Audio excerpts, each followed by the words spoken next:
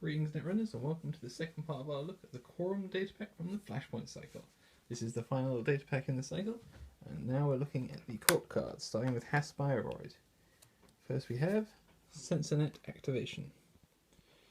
A new agenda, security, 1 agenda point but a cost of 3 to res. Place 1 agenda counter on SensorNet activation when you score it.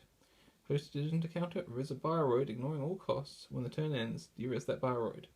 So this can let you just instantly res some of your biggest and strongest bioroid ice for no cost at all, but with the problem that it de-reses again at the end of the turn.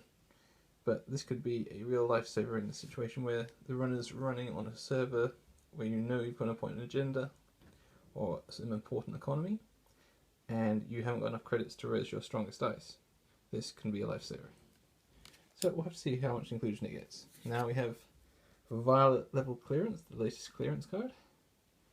You have a cost of 5 credits, Operation Terminal Transaction. After you resolve this operation, end your action phase.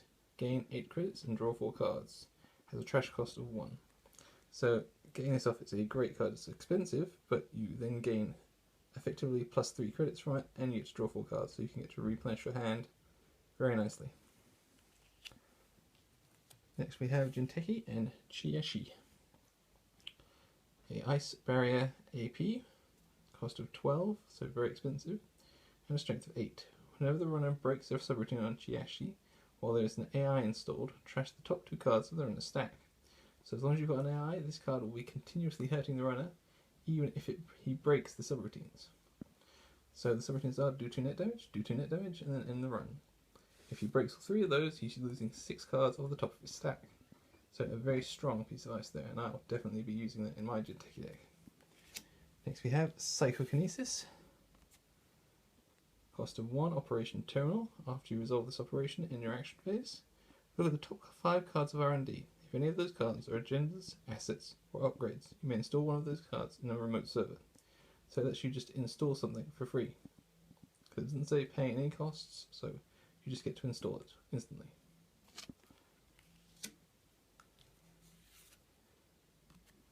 Next we have NBN and Net Quarantine. An agenda, 2 agenda points and a cost of 4 to res, agenda security. The runner's base length strength is reduced to 0 during the first trace each turn. Whenever the runner increases his or her link strength by spending credits, gain 1 credit for each 2 credits spent. So in a very strong trace NBN deck, not only are you making it harder for the runner to beat your traces for the first trace of each turn, and that's each turn yours and the runner's, but you're also gaining money when they do try and beat your trace strength. So this is a fantastic card for trace decks. Next we have a new piece of ice, Herald. Ice Code Gate, cost of 2 and a strength of 1. If Herald is accessed from R&D, the runner must reveal it. When the runner accesses Herald, he or she encounters it. Ignore this ability if the runner accesses Herald from archives. The corp gains 2 credits is the first subroutine, and the second is the corp may pay up to 2 credits to place that number of advancement tokens on a card that can be advanced. So if the runner gives you both of those, you get 2 credits and then you can instantly spend them to put 2 advancement tokens on any card that can be advanced, possibly scoring you an agenda. It does have a trash cost though of 1, so the runner would be very keen to trash that one, I believe. Next we're on to Whaling Corporation, and we have Veritas. Cost of 4, strength of 2, Ice Sentry Tracer. It has 3 subroutines. The corp gains 2 credits, the runner loses 2 credits, and trace 2 if successful give the runner 1 tag. So the subroutines here basically set the runner up to be in a bad position to beat the trace of the final subroutine. And if you're getting them a tag, it could be very good. On the hand, it could be bad because that's the only subroutine they need to be aware about breaking. Losing 2 credits is not too big a thing. Corp gaining 2 credits is not too big a thing. So they only need to focus really on breaking that final subroutine. So, a mixture of good and bad there. Next we have a new upgrade character, Brian Stinson. Cost of 2. While the runner has fewer than 6 credits, Brian Stinson gains click, play a transaction operation from archives, ignoring all costs, remove that transaction from the game instead of trashing it. So it basically lets you replay your transaction cards, which could really boost your economy. Next we have the neutral cards, NASX, cost of 2. Asset, gain 1 credit when your turn begins. Whenever you gain credits through a card ability other than NASX, You may spend up to 2 credits to place that many power counters on NASX. Trash and click gain 2 credits for each power counter on NASX.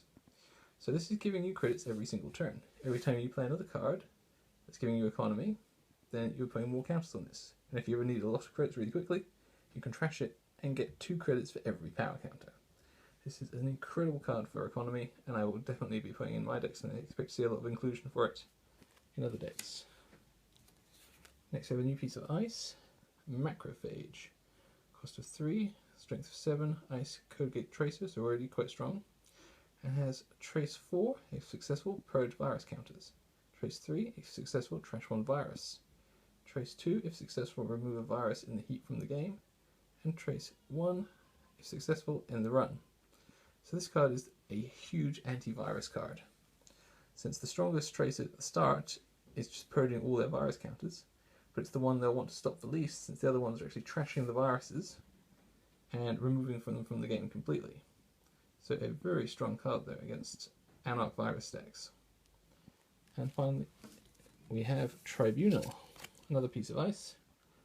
Cost of 7, ice Sentry, strength 3. The runner trashes one of his or her installed cards, the runner trashes one of his or her installed cards, and the runner trashes one of his or her installed cards. Expensive, not very strong, but with very powerful effects that will force the runner to either trash a load of things or break all 3 of the subroutines. So a good card, but maybe a bit pricey. And that's all for this time, Netrunners. Hopefully we'll be seeing you with some games of these new cards soon, but for now remember to like and subscribe.